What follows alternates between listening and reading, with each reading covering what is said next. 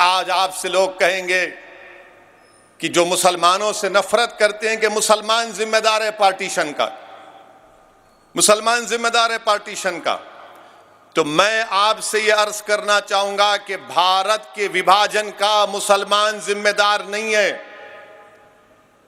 ये जो मुसलमानों से नफरत करते वो आपसे बोलेंगे नहीं नहीं ओवैसी क्या तुम गलत कह रहे हो, क्या उस वक्त सेंट्रल असेंबली माने उस वक्त की पार्लियामेंट में 102 सीट थी, 30 रिजर्व थी मुसलमानों की, 30 के 30 मुस्लिम लीग जीत गई।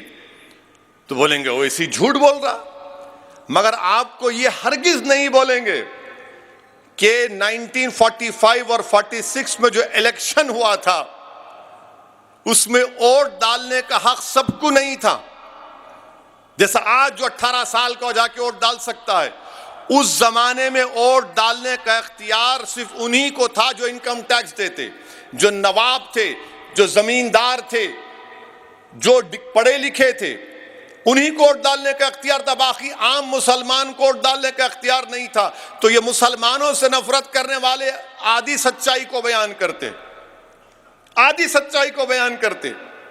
मिसाल के तौर पर उस वक्त के बिहार में जब ये इलेक्शन हुआ तो सिर्फ 7% लोग वोट डाले और बोलते मुसलमान पार्टीशन का जिम्मेदार है। हम जिम्मेदार नहीं है पार्टीशन के। जिनको पाकिस्तान से मोहब्बत थी वो पाकिस्तान भाग गए, जिनको भारत से मोहब्बत थी वो आज भी हैं और कल भी रहेंगे और सुबह क़यामत तक रहेंगे इंशाअल्लाह ताला।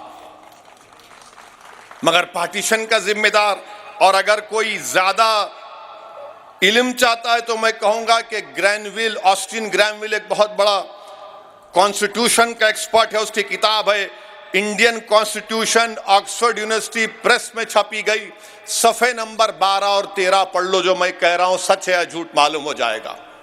अब जिसके पास डिग्री नहीं है वो नहीं पढ़ सकता, आपको मालूम। जो एंटायर पॉलिटिकल साइंस की डिग्री है वो तो नहीं पढ़ेंगे।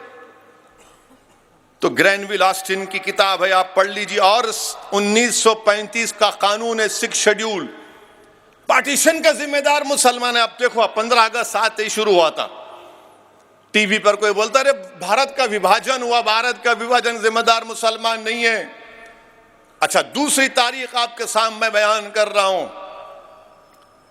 कि जब कांग्रेस ने मंजूर किया भारत के विभाजन को, पार्टीशन को, तो कांग्रेस के उस इजलास में उस पार्टीशन के प्लान को किसने पेश किया? उनका नाम जीबी पंत था। पार्टीशन के प्लान को पेश किया और फिर उसको सेकंड किसने किया? मौलाना आजाद ने। उसकी मुखालिफत कौन किया? मौलाना हिफ्जुर रहमान ने। मौलाना हिफ्जुर रहमान ने वो तारीखी जुमला कांग्रेस के इजलास में कहा था कि अगर आज आप इस पार्टीशन को, पाकिस्तान को बनाने की रजामंदी देंगे तो हम अपने हाथ से अपनी तारीख को मिटा देंगे, हम अपने हाथ से उन वादों को भुला देंगे। ये मौलाना हिफ्जुर रहमान ने कहा था। मगर आप बोलते हम जिम्मेदार, मुसलमान जिम्मेदार नहीं है।